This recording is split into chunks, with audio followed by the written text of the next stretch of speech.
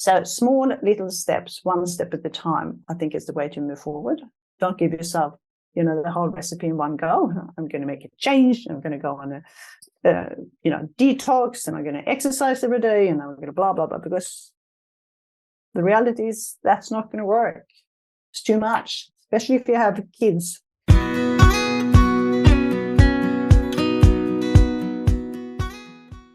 Welcome to the Property Management Podcast, and I am so grateful that you are here listening to this episode when there are so many other things you could be doing. And if you are multitasking, and yes, I know you are, I want you to stop right now. I want you to put your full attention on this episode because I think it's a message all property managers, business owners, and working mums need to hear. Today, we are diving into the importance of self-care. And before you roll your eyes, self-care is not selfish. And I can speak from personal experience about the value of self-care. Because at the end of the day, no one is going to make you take care of yourself. They might tell you to make some changes, to take some time out, to go for a massage, maybe get some more exercise or take up meditation or journaling. But ultimately, only you can make yourself do those things.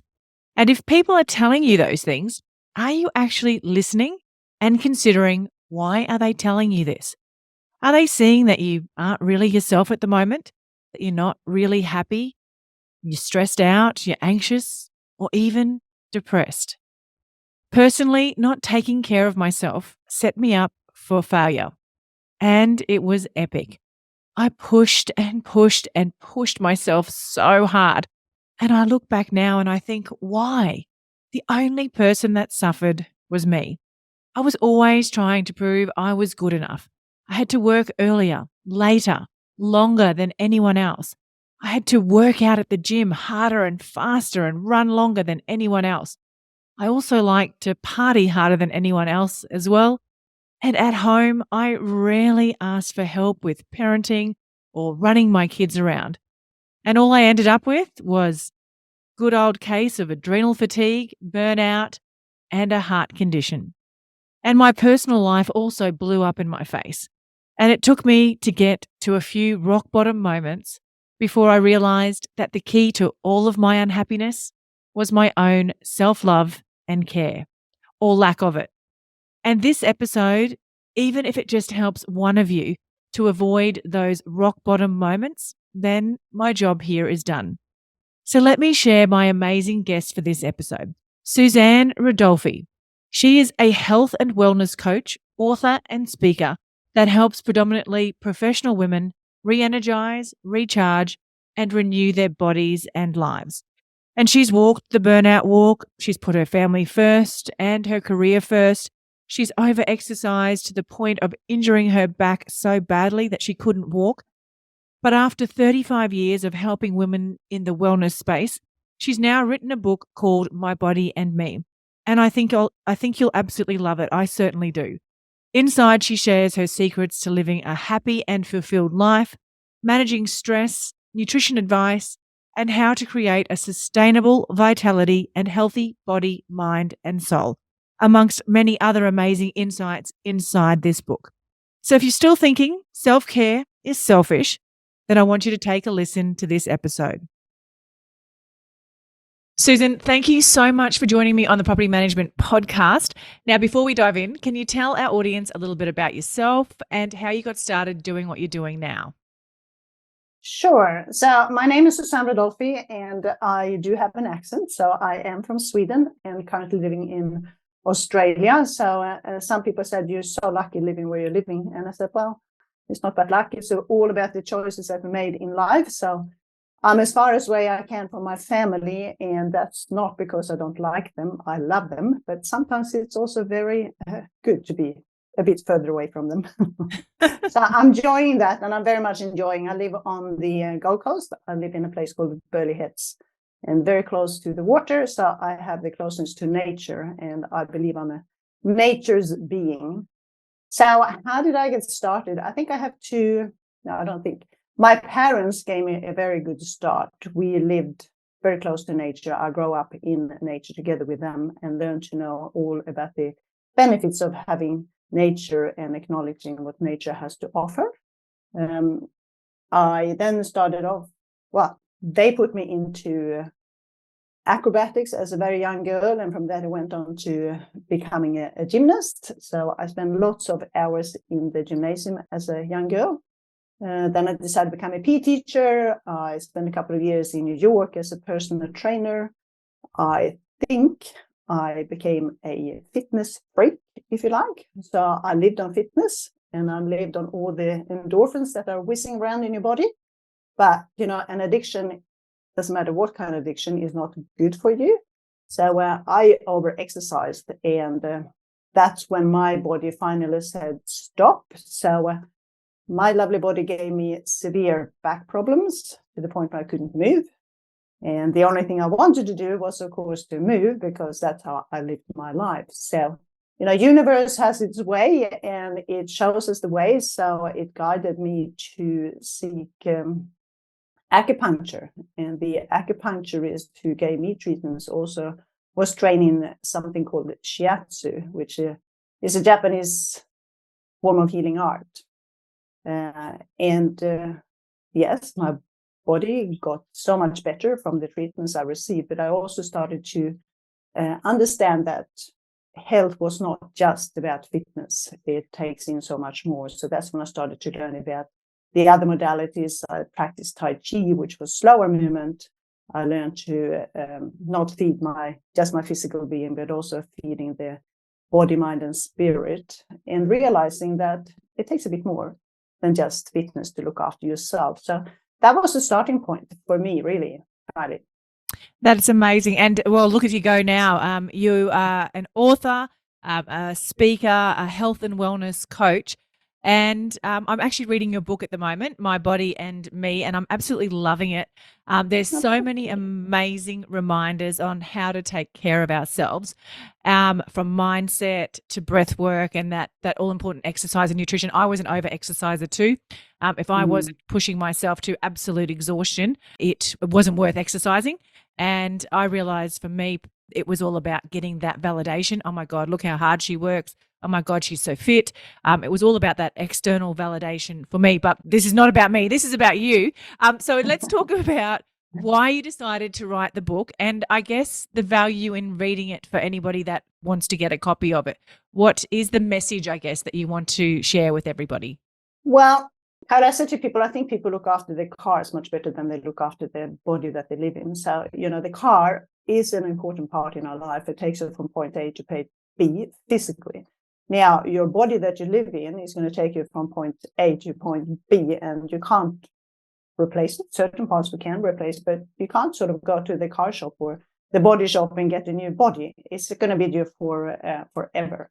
And, there's many relationships that you have in your life, and most of them come and go. But the relationship you have with your body, that's going to be with you forever, until you decide. And in my world, I live with the idea that I decide when I'm ready to leave this planet and go somewhere else. So why did I decide to write the book? Well, I have lots of women coming to me, and to the point of exhaustion, tiredness, and not having time is probably the two major issues that I get when women come to me for my health coaching. And your time is the most equal that we have. We all have the same amount of time. So it's not about time, it's about how you prioritize your time. And if you want to live, and I think most people do, live a long and happy life, and get the most out of your hours here on this planet, if you work prevention, it works so much better than looking after yourself when we end up in the emergency room, or like me, having severe back problems. So if we can do a bit of preparation and looking after ourselves rather than waiting for that to happen, then we gain so much more. I think most people have been on the plane. Now people are traveling again after COVID, but what do they say on the plane? That mask drops down from the ceiling. who are you going to put it on first? Well, you're going to put it on yourself first, but because if you take care of you, you're so much better for other people out there as well. Unfortunately, the women that I made, they put the other people before themselves. So they end on the bottom of the list and feel uninspired. They feel unfulfilled. They don't like the body that they live in and the way it look, feeling, and function. So the reason for me writing the book was the women who asked me, how do you do it? What is your secret to living the life you do and having the energy and look the way you do at the age I'm now 68 years young, Kylie. And that's how I ask people, how young are you? And they smile. And that's a good way to kickstart it. But so that's the reason why I started to write the book. And I said, well, if I have something to give people, I think it's my that's sharing my gift. We all have a gift and we can share it and we can be of service to so many others out there. So, but it was very scary. It was a lot of fear there. So it took a long time for this book to be born. It was a very long pregnancy, but now it's finally born. And a lot of that was my fear about, like you said yourself earlier, Kylie, how are other people going to look at this? Because I said, it's not a novel. It is a storybook, but it's my story. So it's the story about how the different things that I've done in my life to come to the stage where I am. So not knowing how people are going to respond was what held me back really to publish it. Having said that, now when it's published, the feedback that I'm getting from people like yourself and so many others is totally amazing and sometimes a little bit overwhelming. So I can take that deep breath and say, I did the right thing. This book needs to get out to women. So you embraced the fear. I did raise the fear, all the sweats and the tears around it, and said, well, put yourself out there, take the daring step and do what you're meant to do. So that's how come I decided to write the book. I think we all heard the story about the boy who's on the beach and chucking back the things into the water and said, well, you saved that one. So if I can save one or two people, that would be brilliant. Okay, tell me, would you like to make maintenance your superpower? Well, you can. And you don't even need to tell anyone. It's all thanks to Tappy, a powerful property care software that takes all the pain, stress, and chaos out of dealing with maintenance and turns it into a predictable process that is reliable and frictionless, where every maintenance process is a smooth experience for everyone, with value adds that your owners and tenants will absolutely love. And it seamlessly integrates with your property management software too. And here's the bonus, it can actually help grow your business as well. And if you're rolling your eyes at me right now and thinking, yeah, right, I've heard all this before, then do yourself a favor and book in for a demo at tappy.com.au. Mention That Property Mum and receive 1 month free on Tappy. I absolutely love that message, and I can resonate with so much of that. And I know a lot of my audience will be able to resonate with a lot of that as well. I actually ended up with a heart condition from the stress and anxiety and overworking. It was a heart condition that's normally reserved for people way older than I am. It was a heart arrhythmia. So it is interesting that we seem to push ourselves, and it's that rock bottom moment that, somebody else takes over, the universe or whatever takes over. And it's only at that point when I'm laying in a hospital bed getting heart surgery that I realize that I need to make some changes. And I think your book is going to be a brilliant reminder for people to not get to that point where physically or mentally or spiritually keep going. And my audience are predominantly women, working mums, business owners in property management. And there is very little self-care. We're all very much people pleasers. We put everyone else's needs before our own, and it definitely does not serve us well. So how do we get out of that mindset of the people pleasing? And, and I know a lot of people, and I used to think this as well, that self-care was really selfish. But how do we start, as you said, putting that oxygen mask on ourselves first? Well, I do think the first thing that you need to do is to make a decision. And I think people like yourself come to a stage, or awareness is step number one, I think. So become aware of where you're at and make a decision basically to, I need to look after myself. It's time. And then to sit down and, you've read the book. So the first chapter in the book is actually about honoring yourself. There's no point of blaming yourself for what you've done in the past and put yourself down. So, we can't change that. We can't change the past. We can look at where we're at right now, and we can look at where would I like to be? What is the optimum me that I would like to see? How would I feel when I look myself in the mirror and wake up every morning? So step one, make a decision. And step two, sit down and, reflect on where you're at. This is me right now, and this is where I want to go. And then I think what a lot of women make the mistake is they want it to happen straight away, everything in one go. And that's going to be too much.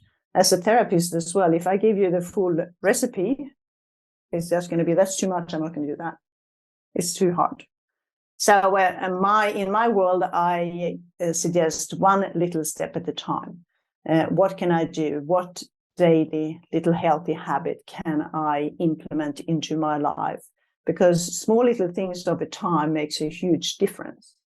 So if you can implement a small healthy habit and then work on that one, as I said, you wouldn't, I will speak about myself. I don't get out of the house before I brush my teeth. That just doesn't work, right? So what is it that you can connect with brushing your teeth, for example, that, and add a little habit into that will help you and your body to look and feel better. So small little steps, one step at a time, I think is the way to move forward. Don't give yourself, the whole recipe in one go. I'm going to make a change. I'm going to go on a detox, and I'm going to exercise every day, and I'm going to blah, blah, blah, because the reality is that's not going to work. It's too much, especially if you have kids. My child is out of the house, and you have your business and you have your husband and everybody else to look after. It's not going to work if you do it that way. That's my experience, Kylie. Yeah. I guess Yes, I totally agree. Because otherwise you set yourself up for failure, and then you think, this is all too hard. I'm not going to do it again.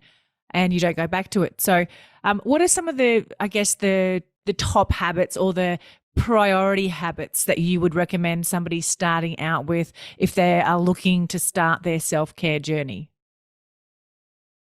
Well, there's one quote in the book. I said, the way you start your morning, the way you start your day is the way you live your day, and that's the way you live your life. So I always suggest to create a little bit of a morning routine and a bit of an evening routine. So if you can do that, because in the end of the day, breath and breathing is number one when it comes to survival, but then sleep is an extraordinarily important part of our lives. So if you can get your sleep right, that's awesome. So, and I do suggest, I'm very much into gratitude and journaling myself. And I don't sit down and journal for hours, but I take 5 minutes in the beginning of the day, and I take 5 minutes in the end of the day just to play some gratitude. I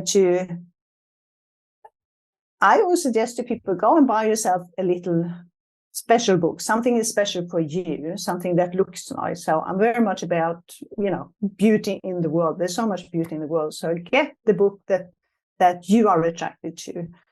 Even when it comes to water bottles, I have a water bottle. This one is black, but it actually says I'm kind of a big deal. So every time I drink in it, I see that and I said, yeah, that's uplifting. I like that.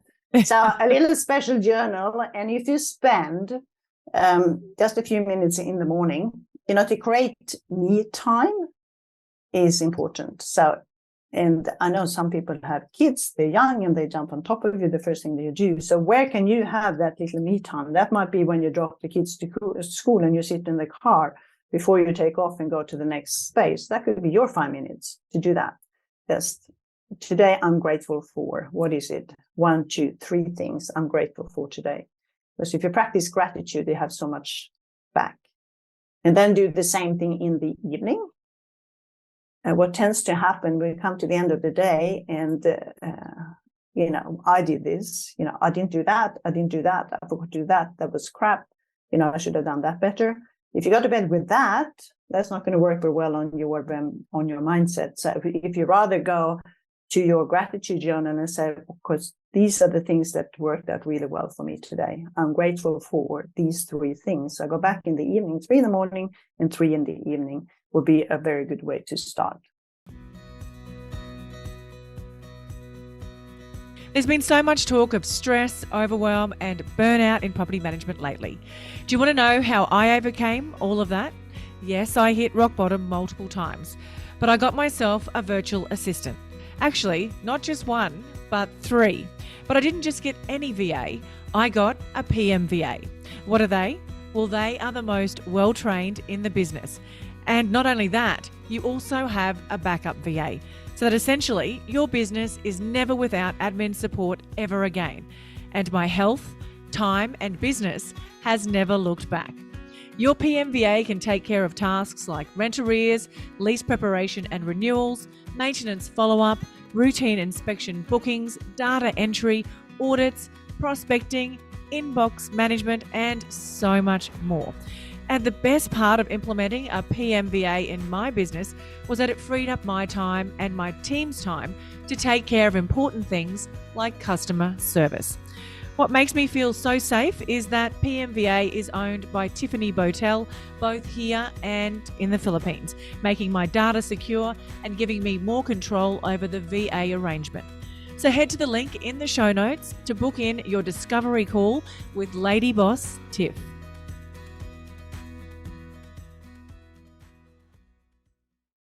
That's amazing. The property managers, we often go to bed and wake up in the middle of the night and think about, oh my God, I forgot to do this. I didn't do this. I didn't do that. And I've, for years, in the early days of my property management business, would have a pen and paper beside my bed so I could write down the things that I didn't get done that day. So I think that's really valuable, even if it's, property managers are writing down before they leave the office the things that they need to prioritize the next day or clear their head so that they can go home and be present with their family and have that value, that good night's sleep that you said. And I'm a big advocate of a morning routine. I do a morning routine. Mine's very similar to the one that you outline, that you do in your book.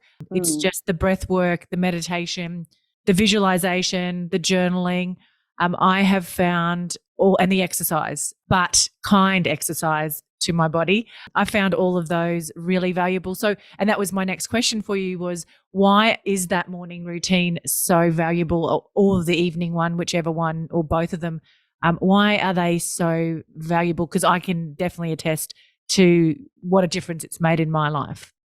Well, I'm an energy worker, so your energy circulates in your body in certain ways. So when you wake, certain things happens when you are asleep. One of the things that happen when you're asleep, you're detoxifying. So even if you are resting physically inside, there's lots of stuff going on, and detoxification is one of the most important ones. And we detoxify in so many different ways. We bring it out through the skin, through the mouth, through our bowels, through our urine, and all that happens in the early morning. So, one of the things, I always have water, and water is important when it comes to all of those areas. We want to ask people, what is your morning routine? And say, well, I get up and I go for a walk. I said, no. What do you do when you wake up? What's the first thing you do?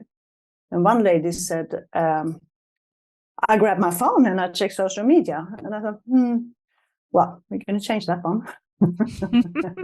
Many people say, I have a glass of water. And I said, okay. So first you probably go to the toilet, you empty your, empty your bladder. And maybe you have empty your, the rest of your body as well.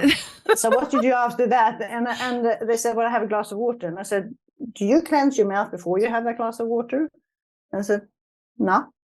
I said, so that yucky taste you have in your mouth when you wake up, and this is such a small little habit that will help you, but that yucky taste you have in the mouth when you wake up, that's your body getting rid of all the internal toxins, right? So if you drink a glass of water straight away, what's going to happen with those toxins? You're going to swallow them back down again, right? Yeah. So I said, if you could, before you drink that glass of water, just go and brush your teeth. In Ayurvedic medicine, we do tongue scraping. And that's a habit that I've put into and I can't, actually now I don't brush my teeth because before I've done my tongue scraping, so it's become that habit.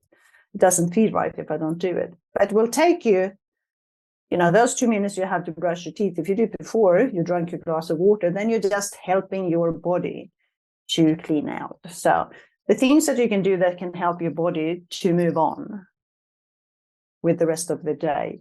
So why it's so important? Because if you do that little bit of cleansing and then move your body so that the energy channels, as I said, so the energy in your body starts to flow in a bit different way or in a more fluent way, then that's a help for your body. So then the energy goes where the energy is needed when you start to move around.